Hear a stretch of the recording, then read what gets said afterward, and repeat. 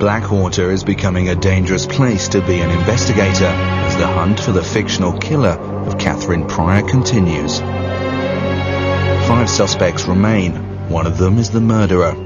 Out of the 10 amateur investigators who started, only 5 are left. In last week's Killer's Game, Merrill was eliminated, and Andrew survived for an unbelievable 4th time. But danger comes not just from the killer, it lurks within as well. I think after last night's votes, people have got to play the game differently. And it's going to be dog eats dog. I want to be sure that I'm in the final 3. I don't have to worry about Rory or Andy as competition in this. You get feelings of fear. They haven't got enough sort of logical thought and analytical thought to be able to crack the case. And likewise Mel. I really didn't think I was going to be the last girl left in the house, but I don't know, it makes me think now, gosh, are the guys going to gang up on me now that there's only one girl left?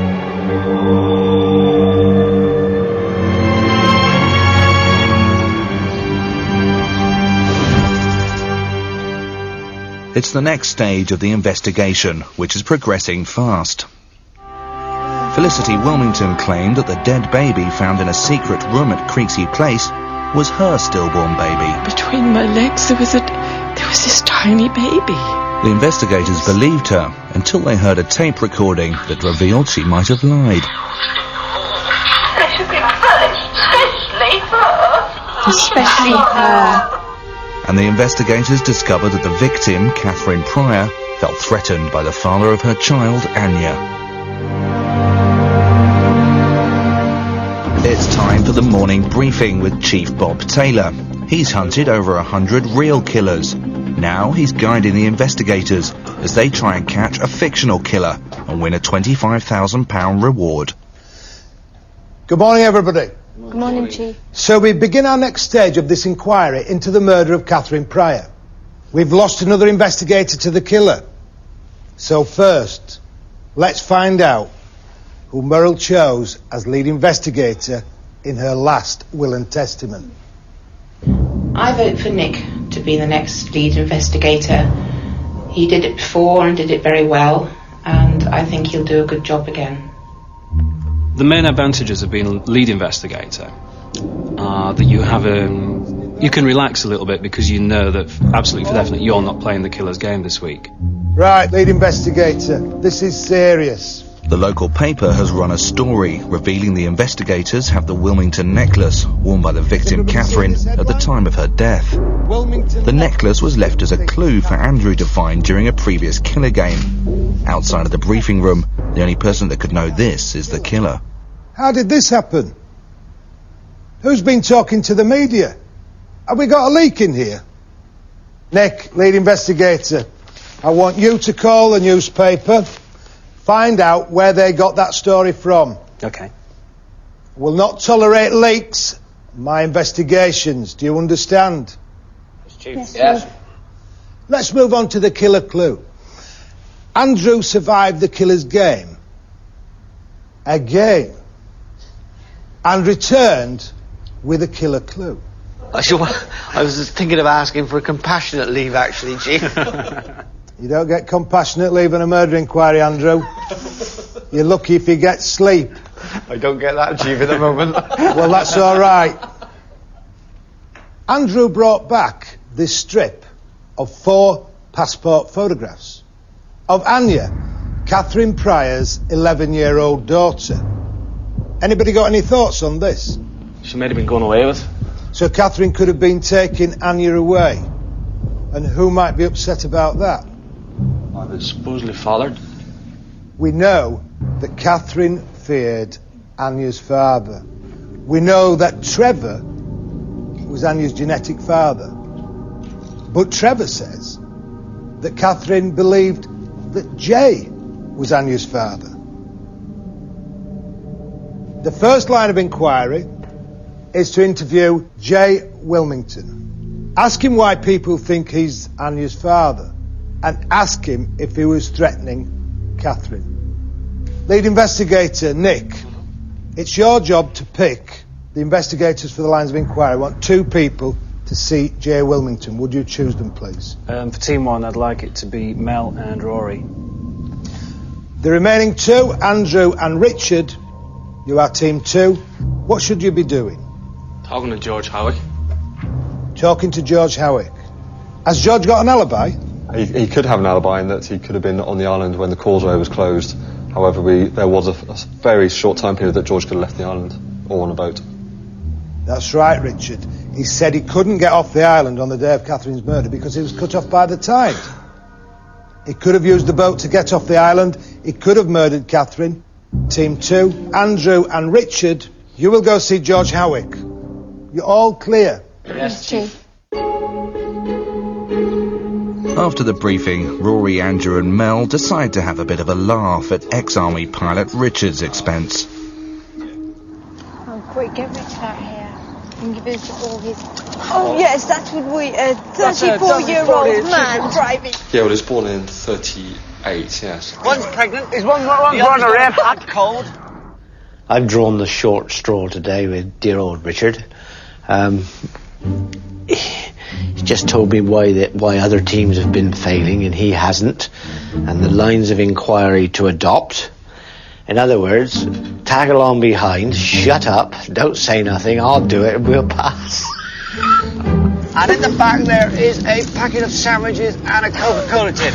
They go 4,000 miles east of Egypt. They'll drink that and they come back. It was quite tight, isn't it? It'll be better utilisation of that board, won't it?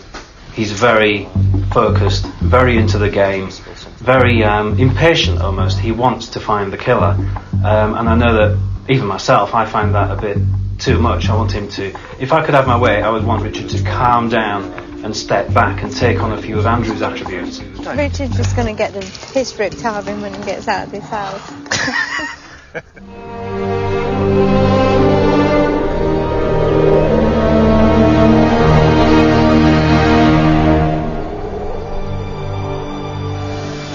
Team 1, which is Mel and Rory, are heading down to the quayside to confront Jay Wilmington about being the father of Catherine's child, Anya.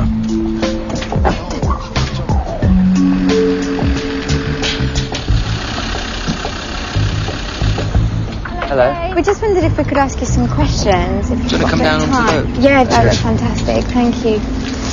The hidden test for Team 1 is to not reveal the source of their information. It's just a few questions about Anya Pryor. I was just wondering, did you know who the father was? No, no one's ever known, actually. No one's ever known? No, Catherine's always kept it a secret. Yeah? Yeah. Is there any possibility that you could ever be the father? No, it's a bit personal. No, definitely not. You can think back sort of 11 years ago. Yeah.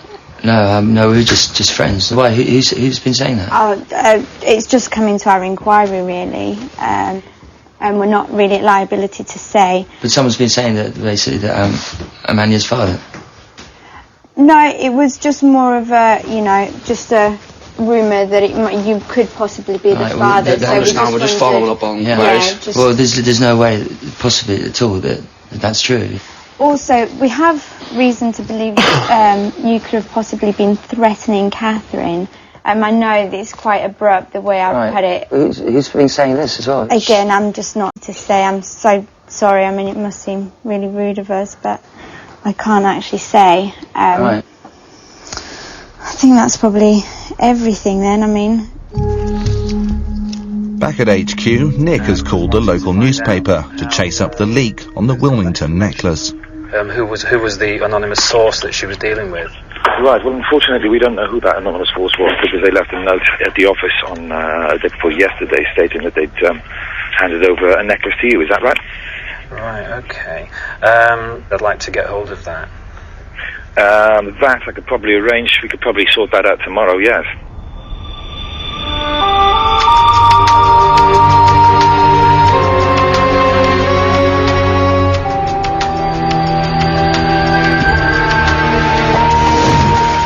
Team 2 are going to see George Howick. George was Catherine's piano teacher, and she was at his house on the morning of the murder. He lives on an island accessible only by boat, and a causeway that is flooded twice a day by the tide. Their line of inquiry is to question him over his alibi. time of the murder, George claims he couldn't get off the island because of a high tide. But it's not a complete alibi, as he could have left by boat. Mr. Harrick. Hi there. My name's Richard Sharrocks, and this is my colleague Andy Weaver. We're from the Special Investigators. Richard? Richard, yes. And Andy. Team 2 won't find George an easy interviewee. He likes to play games with people. Ask away. What do you want to know? The day that Catherine was murdered, can you tell us a little bit about what you did that day? Richard, tell me. Ask me a question. I'm going to ask you a question. Give me an answer. Are you married? I am, yes. Have you got children? Not yet. You haven't got... How long have you been married? Just a year. What's your wife's name? Julie. Julie. What a lovely name. Julie. Are you going to have children? Oh, yes. We're practicing at the moment. You're practicing. Lovely. Lovely. I think the suspect that I've best interacted with is got to be George Howick. The guy's completely barking mad, but he's just so nice. And as long as you could go along with his madness and his liveliness and his personality, then you could, have a fantastic time. Andrew, are you married? Yes, George. Have you got children? Yes, George. I bet you have. You look a lovely dad. Tell me about your children. They're expensive, George. They are expensive, yes, I've heard that. I haven't got any children myself, but I've heard they are expensive. Thank you for answering my question, though, Andrew. I'll give you some information now, then. I was evacuated here. I was evacuated to the Wilmington estate. And who looked after me? But Dottie. Do you know what happened there? What can you tell us about Dottie? What I can tell you, Richard, is that it was rumoured at the time that Charles... Who's Charles, Richard? That is, Who's Charles, Richard? That's Tony's father. Yes! Excellent! That's Tony's father. That she was pregnant at that time, and it was rumoured that Charles was the dad. What do you think about that? Andrew's writing all this down. What do you think about that, Andrew? Did you know anything about this? George, here. I'll be there. Hello, Ron. Hey, George. Ready to see you. I brought the boat back. You brought the boat back. No, this is my friend Ron. Sorry, I didn't know you. This is Richard, and this is How are you? Andrew. Hi. Andrew. Pleased to meet you. Yes. Have I got a fish today? No, you haven't got fish today. No, did you see the paper there? See what I called it? Never seen that? No. That's me, and me elephant. Yes! £28 that was. Yes, look at that. Look, there he is. There's Rod. Whopper of the month. It certainly is. When was that? When was that taken? Week before last. It was Tad's birthday, so it was 2 weeks ago today.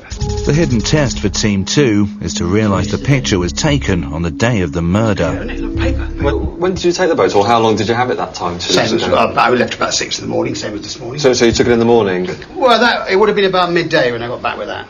Would it be the Monday or the Tuesday? I don't know what day it was. Monday. Right. Okay. Interesting. Andrew? Pleasure meeting you. Sorry, I'm going to rush you off now, but we've got to go. We've got to catch the tide and things. Incident room, Nick speaking. Hi, it's Richard. We just finished talking to George, and we believe that he's given us an alibi for the murder. Right. It's in fact on the back page of the paper. Okay, yeah. On the back page of the paper, there's a guy there with a huge halibut. That was the guy. And it was on the day of the murder. Rodney Lewis. Yeah. On the day of the murder, he borrowed George's boat. Right then. Okay, are you coming back now then? We are, yeah. We're just trying to find our vehicle. He's driven off without us, so we're just trying to find him at the moment. Okay, we'll let you know. Okay, cheers, Nick. See you, bye.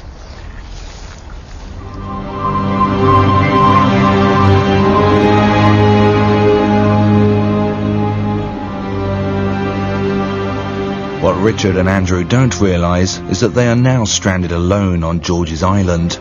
The tide has come in and covered the causeway, leaving their vehicle and driver on the wrong side. Hi Nick, it's Richard. Just wondering if you know anything about where our drivers went off to. Oh, no, not at all. So we're trying to check up, because he abandoned us here. Right. So we're just trying to see if we've got transport home. Okay, I'll give him a ring, see if I can help. Yeah, no drama. All right, bye. Thanks, bye. Any thoughts? None at all, Richard. At this moment. Neither Nick nor Mel appear too bothered that Richard is stranded. I'd definitely like to see him go. I said everyone else is just on the same level. We all get on so well and we all have the same sort of mentality about things, but he always has to get that one better, you know. Can you hear that snoring? Yeah. Is that Rory? That's Rory on the settee. With Rory snoring on the couch, Mel grabs the chance to influence the direction of the lead investigator's vote. I said, now I'd like to think I've got a bit of a chance. And I said, I'm not just saying this because you're here. And I said, I would love it for me and Nick to be the last two. And I said, I wouldn't care who won. I said, I'd just like it for me and Nick to be right to the end.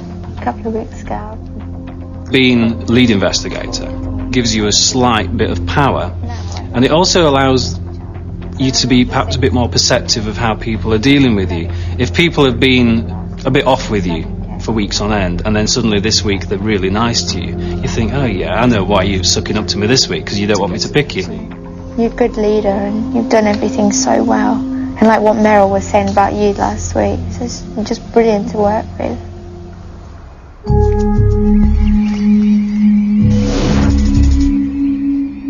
Back on the island, and darkness is fast approaching. Richard and Andrew are stuck, and temperatures are dropping below zero. For Andrew, it's not where he's stuck, it's who he's stuck with.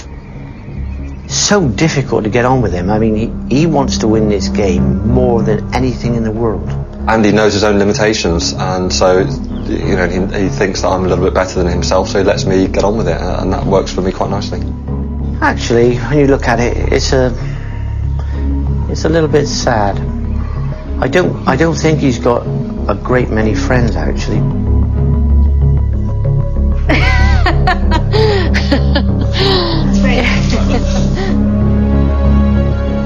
Meanwhile, Andrew and best mate Richard are deep in conversation on the effect of the moon on tidal flows. And you get the sort of the lowest tides, but when the Earth's in between the moon and the sun.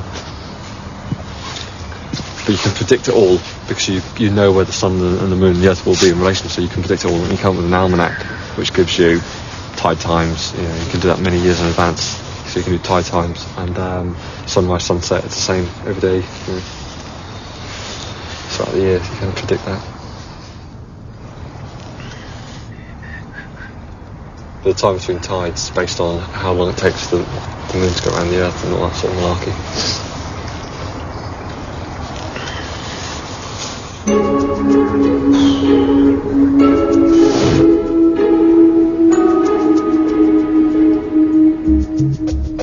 2 hours later, and Richard has calculated that the tide should be low enough to cross the causeway on foot.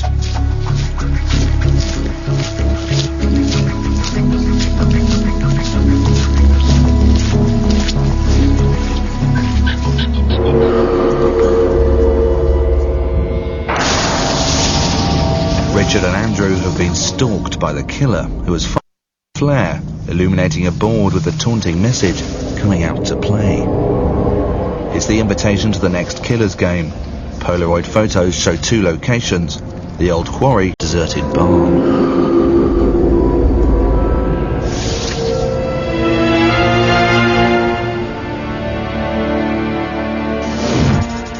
An hour later, they're back at base. Andrew needs to let off a little steam about Richard. Shit, I never heard so much shit in all my life. And the rockets, when these rockets come up, right? He said, he's gone down. I said, of course, I've been told with a... You're joking. I am not. It's a fucking nutter. What's he fucking do on bonfire night? I wasn't going to say. God, blimey. By the end of the day, the case has progressed. Jay has denied being Anya's father or threatening Catherine. George was given a possible alibi by a fisherman friend. He then gossiped that Trevor's mother Dorothy had given birth to a child fathered by Charles Wilmington, the master of Creeksea.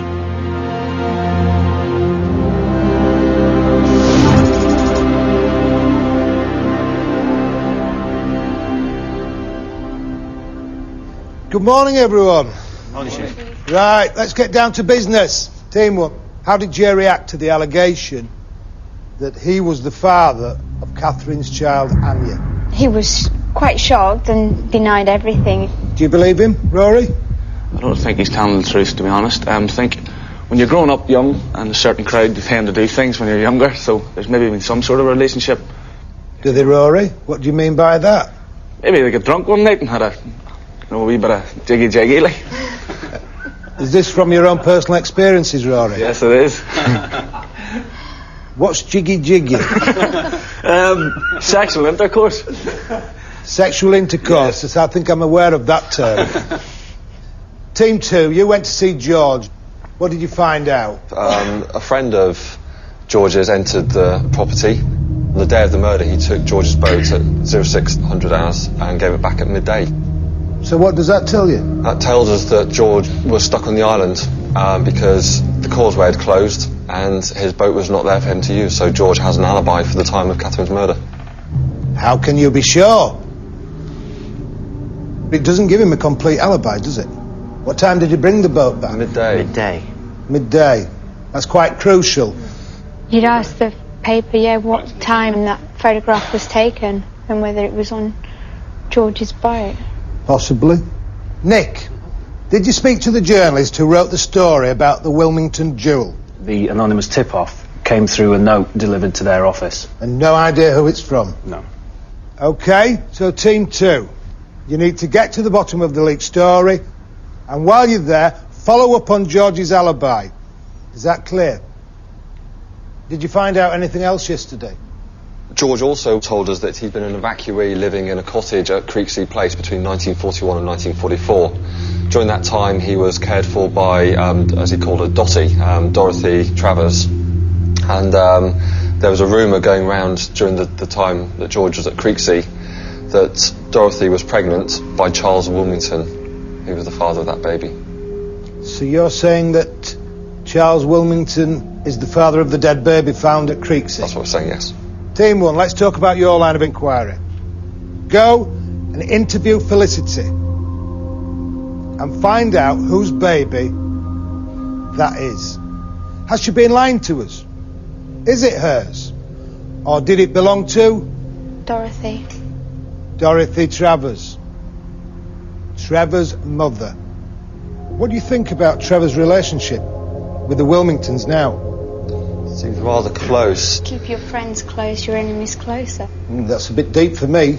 You'll have to explain that, Mel.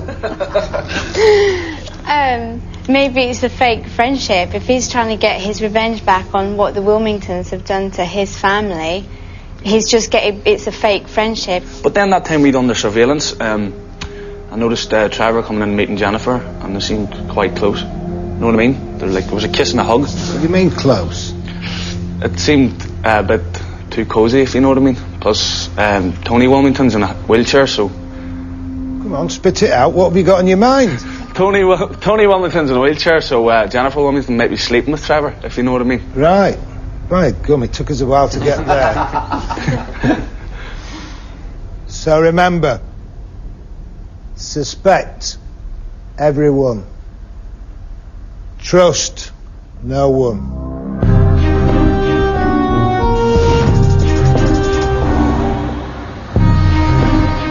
Rory and Mel are heading out to Creeksea Place. Their line of inquiry is to re-interview Felicity Wilmington about the dead baby.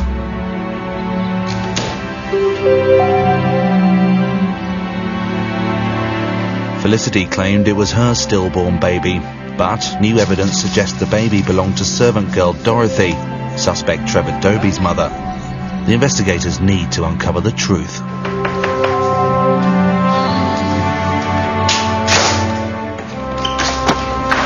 Hello, Mrs. Wilmington. How are you? Thank you very much.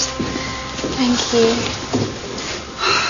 What can I do for you this time? Hi, I wondered if Felicity was around at all to have a word with... Let me take you up.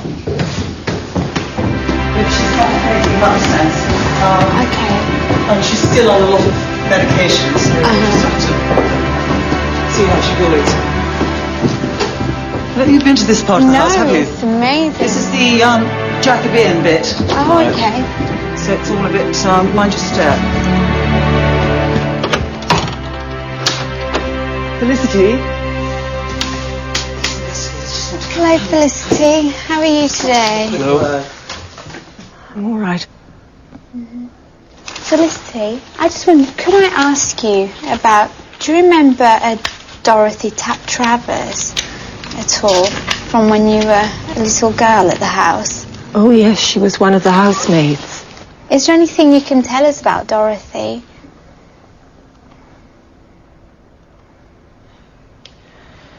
Yes. I was about 14. Uh-huh. And this awful thing happened with Dorothy. Okay. Do you recall what that was? Yes. If you take your time and just... Yes. Well, I heard this awful screaming from down by the pond. And so I ran down there, and there was Dottie. We called her Dottie. Uh-huh. And she had this baby. Oh, really? She said it was my father's baby. And I knew that couldn't be allowed to get out. Mm-hmm. So I brought the baby up here. I put it in there. Okay. It was a terrible disgrace. Okay. But Dorothy was quite aware that the baby was in the Dorothy knew that I'd killed the baby, yes. This is the hidden test for Team 1. Felicity has just confessed to murder. Rory and Mel should caution her and take a full statement. Felicity, when you say you killed the baby, was it an accident or...? Did you stop feeding it, yeah? Feeding it? Yeah. Why should we feed it?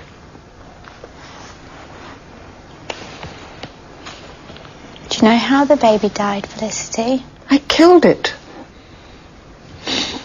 When you say you killed it, what makes you think you killed it? I allowed it to die. Okay, thank you, Felicity. Thank you. Have you come to arrest me? No, not at all, Felicity. We just need to find out as much information as possible concerning Dorothy, yourself and the baby, but you're not in trouble in any way. Don't think that at all. Oh. Okay? Thank you very much. Thank you, Felicity. Thank you. Thank you. She killed the baby. No, it was accidental. Not accidental. She said she didn't feed it in badness. Why should I feed it? I don't know. That was weird, boy, wasn't it? Oh, she's such a lovely old lady.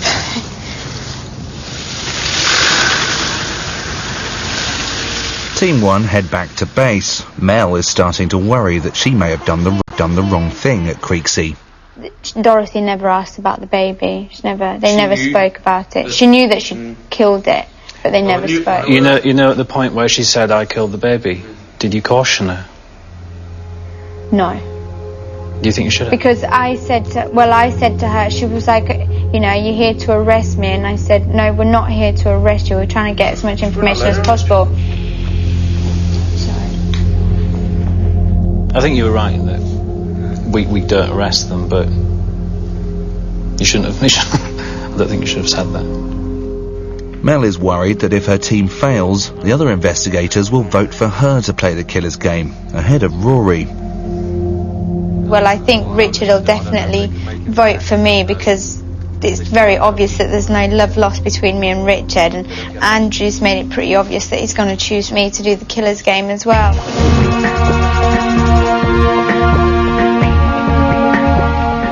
Richard and Andrew have arrived at the offices of the Blackwater Gazette. Their line of inquiry is to find out where the story about the necklace came from, and to try and stand up George's alibi. OK then, would you like to take a seat over the far side? He won't be long. Hello there, Mr. Brown, is it? That's right. Yeah. Hi, Richard Sharrocks. Hello, Richard. Andrew Weaver, good morning. Hello. Yeah, these came through the door a couple of days ago. Right. So this basically gave you all the... This is what we got for the copy for the story, yeah. Okay. Well, how did they arrive? Was it how did they actually... Well, as far as I know, they were found on the mat there day before yesterday. Right. Who found them then? Cleaners found them, apparently. So we've got no way of sort of ascertaining who might have... Well, I haven't got a clue. I was hoping you could tell me that. There's another one. On the paper, there was, on the back, there was an article about some guy, Rodney Lewis, caught a big halibut a couple of weeks ago. Oh, yes, rather large fish. Yeah. We're wondering if you've got the originals or the contact prints of that, perhaps. Well, I can certainly give you a copy of the actual print itself. Yeah. Yeah, if you'd like to follow me, I'll take you down to the archive room. The hidden test for Team 2 is to pick up on details in the photo that could clear George. Excellent. Do you mind if we take that away? No, you go ahead. That's superb, thank you very much for that. Do you have any timings for that, Nick? There should be bomb, actually, isn't it? usually timing on the photograph, 12-hour reference, yeah. Yeah, 12:04 on the 11th. If Richard and Andrew have spotted what's on the photo, they're keeping it quiet in front of the journalist, who now wants to know if the investigators do have the necklace, as the killer claimed. So there's a peacock on the necklace that you have, though, is that right? We don't know. I mean, we've just been told there's a necklace, and we've not really got. You don't actually have it? Some investigators do have it, but I see. It's one of these things. We get sent down certain lines. Do you have any suspects? We've got many people we're looking at. You don't have any evidence? No. Well, we've got. You're doing well. Lots of different things. We've got lots of things. I'm sure we're doing very well, but we're obviously not going to release this information to you at this point in time. Right. Okay. You know, we're just keeping that to ourselves. Meanwhile, back at HQ, lead investigator Nick has received an anonymous email with a video attachment. The woman is Goldie, the victim's sister, and one of the remaining suspects. I have been kidnapped. You must do exactly what you're told. If you do not, I will be killed. Meet at 6 o'clock. Leia Wood. Come alone. Bring the necklace. Please, somebody help me. Nick immediately calls back Team 2 to HQ and informs the chief. As soon as all the investigators have returned, the chief holds an emergency briefing. Right. Make no mistake about the seriousness of this situation. Goldie Pryor is in terrible danger. We must make her safe as soon as possible. I've asked for a surveillance technology expert to come here immediately, and he's on his way now. We have no time to lose. We must move quickly. So this is what we'll do. The chief picks Team 1 to do the swap. As the kidnapper has demanded only one person as negotiator, Nick now has to pick from Mel and Rory. Out of the two of you, the best interviewer and negotiator is Mel. You are. Okay. Negotiator, it will be your responsibility to ensure the safe recovery of Goldie Pryor. Okay.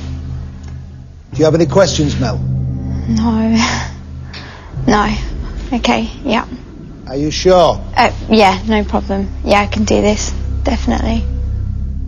Team 2, you must attach a book to the necklace so that after the exchange you can follow the signal. The surveillance expert will give you advice on that. Be careful. Under no circumstances must you be seen. Remember, this is the most sensitive and dangerous situation we have faced in this murder investigation. I want no mad heroics. Follow the kidnapper's instructions to the letter. If you make a mess of this, there will be grave consequences. Do you understand? Chief. Yes, Chief. Good luck out there. You are good at it. Okay, no, I can do it. I can do it.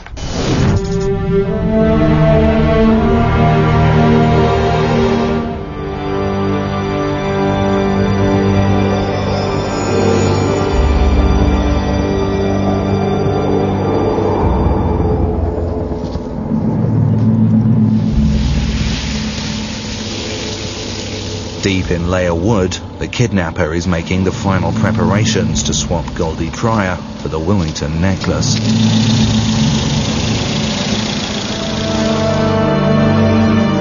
Back at the house, the surveillance expert John Davidson has arrived to help them bug the necklace. In essence, what we've got here is a bag which I've just quickly rigged up in the past hour. It's actually a vehicle tracking satellite receiver thing. It's in there, and with the aid of a laptop, you should be able to follow the bag wherever it goes. There's no time to waste. Richard uses his military training to come up with a plan, and the teams head out into the night.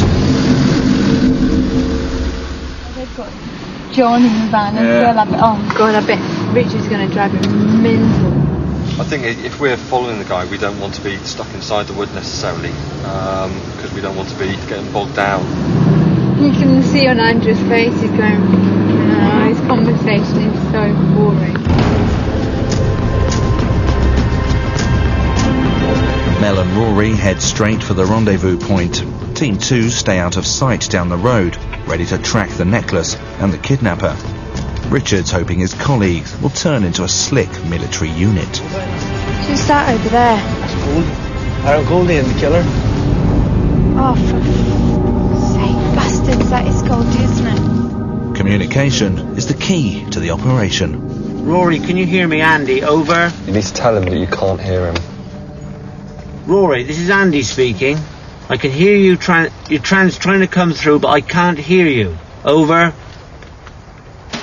You shouldn't have to put it next to your ear. You should just be able to hold it there and listen. I can hear you. Over. Is what you're talking about important? Rory, we can't hear anything that you might be saying. We can hear you transmit, but nothing being said. Can you just make sure you haven't got your hand over the microphone and make sure the video's up right and all that sort of usual stuff. I can hear you. Over. Can you hear me? Over. Rory, can you hear me? Over.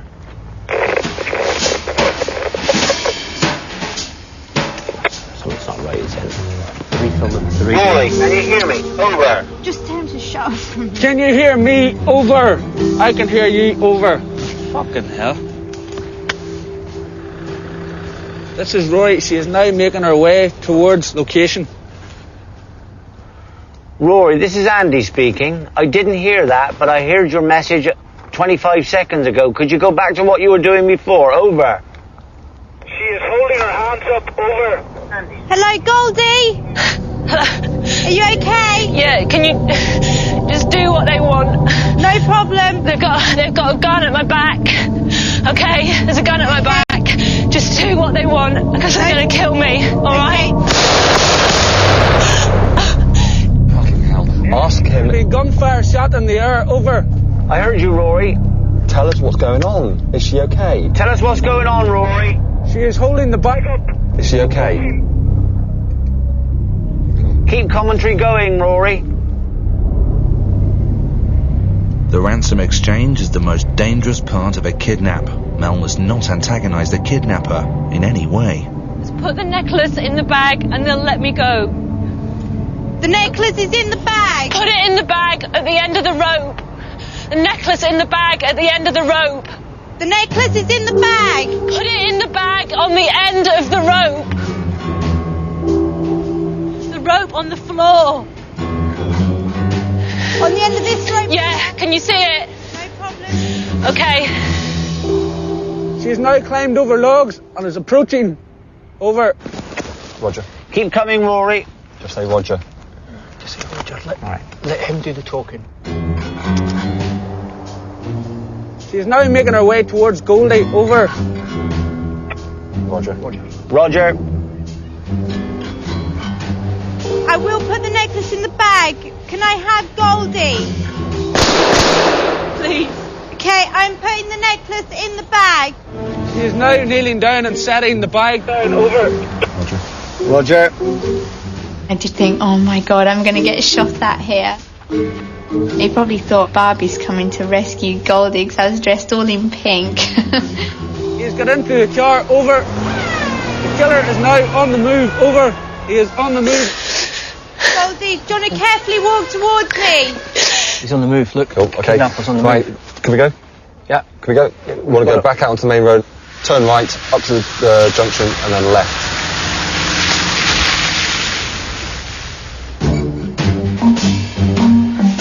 Would help if you could walk towards me, please, Goldie. I'm here to protect you. If you could walk towards me. Stand. Walk forward. I'm protecting you. Walk forward. With Goldie safe, Team 2 spring into action. They are tracking the kidnapper across country. Moving. He's on Villa Road, heading south. Warren Lane. Warren Lane. Yeah. That's the one. He's heading south. Back at the woods, paramedics have been called by the chief. Goldie, do you know who did this to you at all? Was there more than one person? But the paramedics decide that Goldie is in no state to talk and prepare to take her to hospital. Team 1 head back to HQ.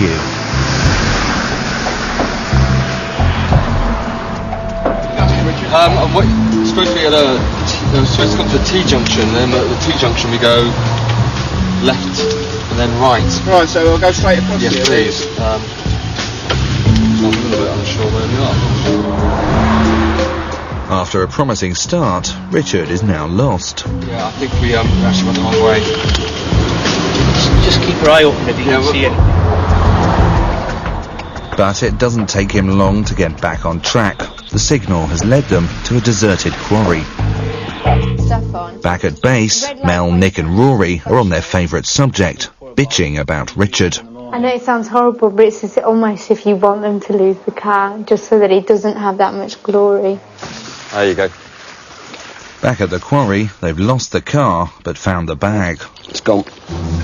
Nothing. The teams have lost the kidnapper and the Wilmington necklace. I was like, I don't give a fuck about that. That didn't, He's no idea scare me about at all. But it was the way he spoke to me like I was a piece of shit.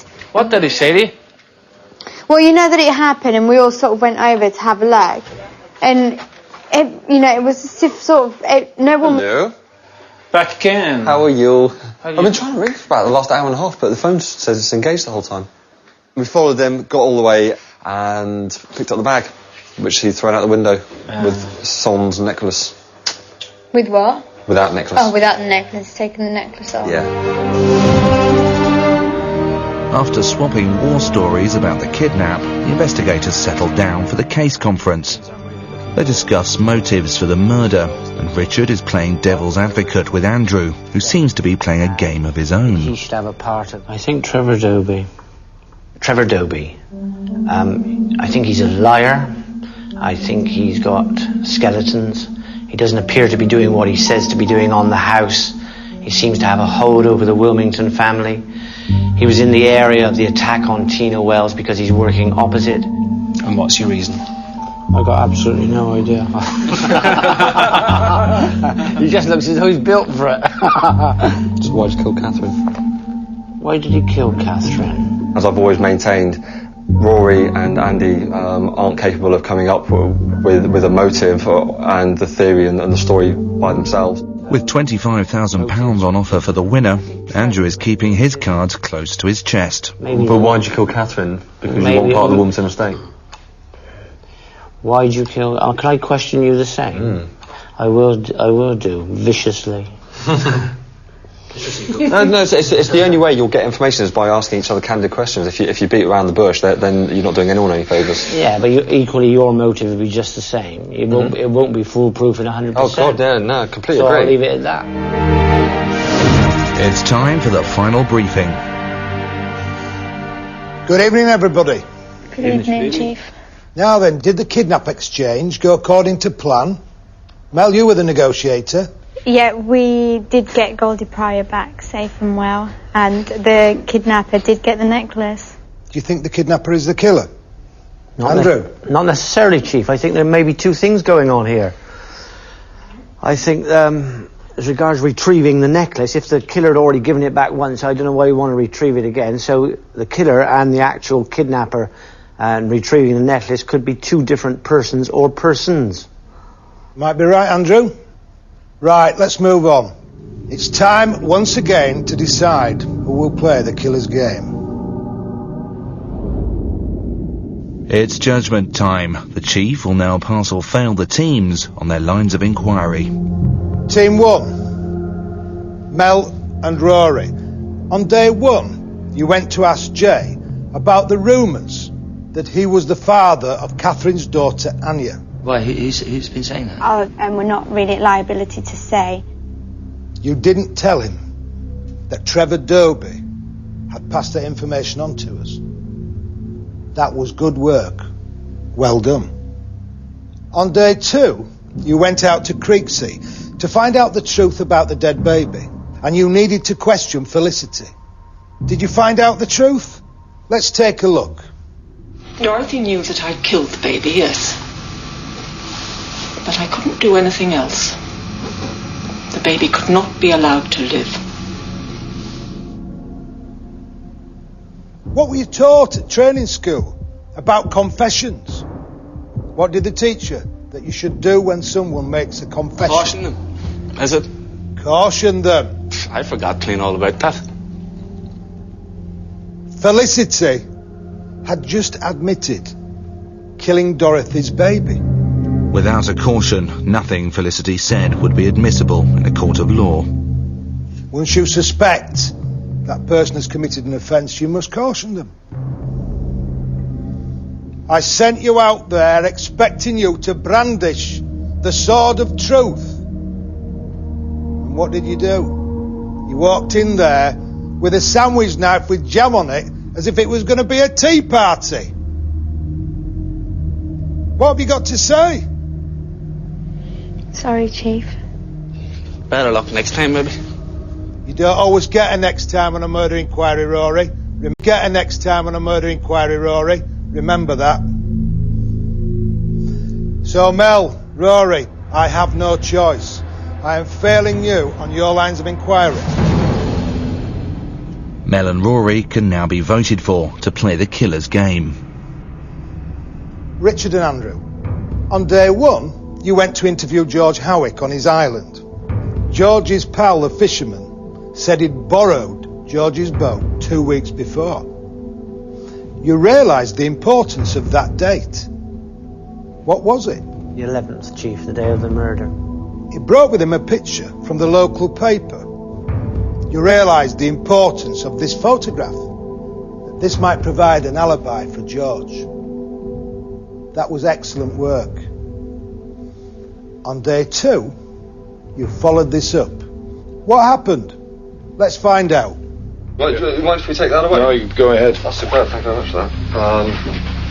Do you have any timings for that, Nick? There should be. There's usually timing on the photograph, yeah. 12-hour reference, yeah. Yeah, 12:04 on the 11th. What did you discover from hunting down the original photograph? Discovered that at 12:04 on the 11th of November, George Howick was on the island chopping wood, which means that he could have not been at Purley committing the murder of Catherine Pryor. The photo that appeared in the paper was cropped. The full picture shows George chopping wood in the background. It was taken at the time of Catherine's murder. That's right. George's alibi is confirmed. George could not have killed Catherine Pryor. You have cleared George Howick. George is cleared as a suspect. 4 still remain. Andrew, Richard, well done. I'm passing you on your lines of inquiry. Neither Andrew nor Richard will face the group vote for tonight's Killer's Game. It's time for the group vote, held in a soundproof room. Only Mel and Rory can be voted for. Chief, tonight I am picking Mel. She was in charge of the interview with Felicity Wilmington, and she should have picked up on the point about when she was actually admitting to the crime some years ago. There's only one person I can vote for, and that's Mel. She's the only one that can vote for anybody else, and that's the only reason I'm voting for her. I might as well vote for myself since everyone else is going to. No, I suppose I'm going to have to vote for Rory. Yeah, I mean, it looks like it's me again anyway, because it's going to be a personal vote, but everyone prefers Rory to me, even though the unfair thing is that I did all the work and Rory's going to get to stay, so... Yeah. Sorry.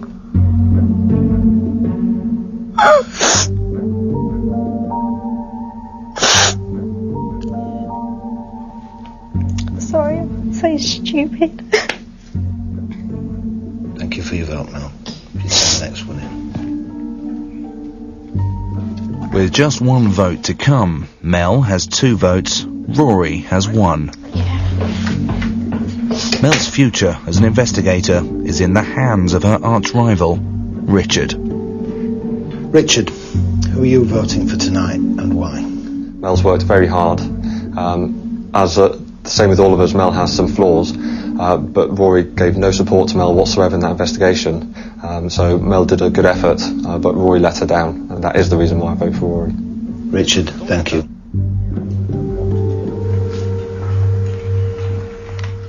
I have the results of the voting here. It's a tie. Usually in the case of a tie, the investigators with the most votes are cast to a revote.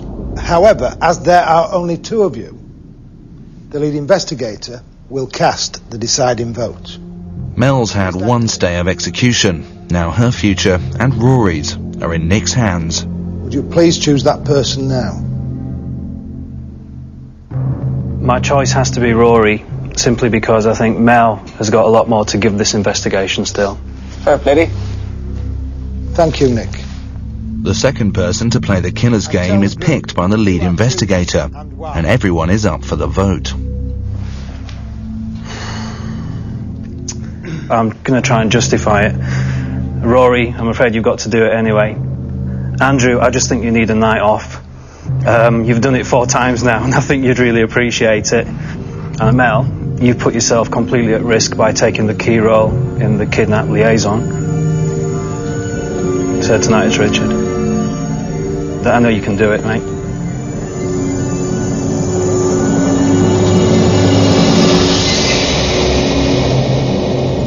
Richard and Rory each pick an envelope containing a location for the killer's game. They will both be looking for the killer's clue. The unlucky one will find the killer. Jesus, the quarry. Rory, the quarry. Derelict barn, Chief. Richard, the derelict barn. You have 1 hour to prepare yourselves for the killer's game. Good luck. Cheers. Thank you very much. Thank you. All right. What I said was true. I was a little bit miffed that Nick voted me. Nick took his chance to try and get rid of me because he sees me as the only other competition to win this. I've got to take my hat off to the guy. Well, Rory, since I'm not going to see you again, I can safely say that I voted for you this evening, I'm afraid. I don't care. I don't give a fuck, to be honest. You had to vote for somebody, didn't you? If I don't come back, there is a chance that the rest of them will solve the case, but it will only be if Nick does it himself, unless it is a very simple plot. If Rory doesn't return from playing the killer's game tonight, the mood in the house will change dramatically. It will go from being a happy family to being a very divided house. Oh dear. No one is there to say goodbye to Richard. Do up. See you again soon, right? Rory, on the other hand, gets a rousing send-off. I don't think I will come back this evening. I don't know. I've just got a funny feeling, but there's a 50-50 chance, so 2-horse race, you know what I mean? Whatever happens, happens. Bring it on. If he comes home, it'll be great. Oh, fantastic. Oh, yeah. It will be great if he comes home. I should be so pissed off if he don't. I don't know what I'm going to do.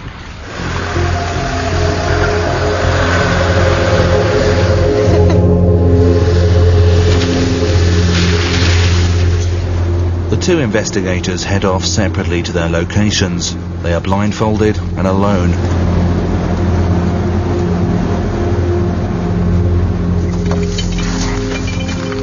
When they arrive, they are rigged with infrared cameras and sent into the darkness.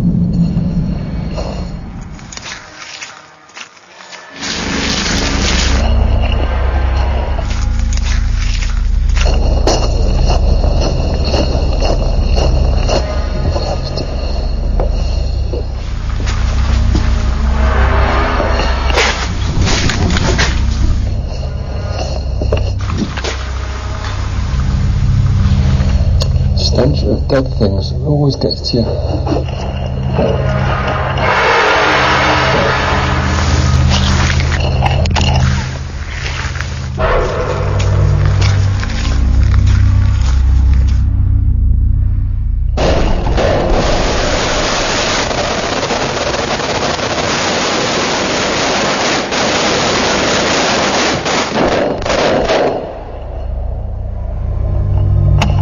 What the fuck was that?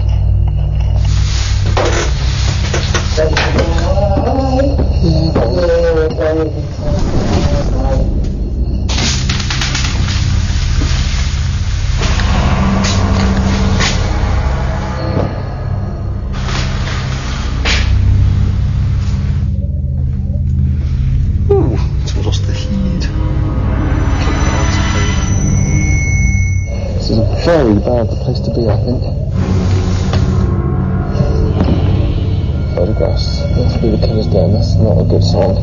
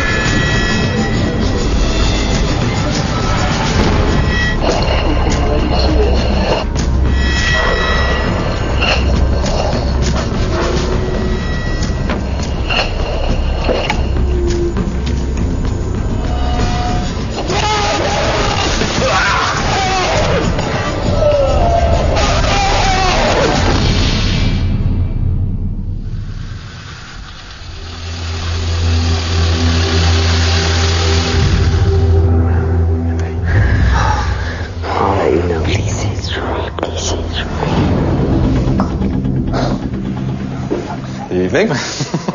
Richard returns. Are you Yes, yeah, brilliant, fantastic experience. Got to do it.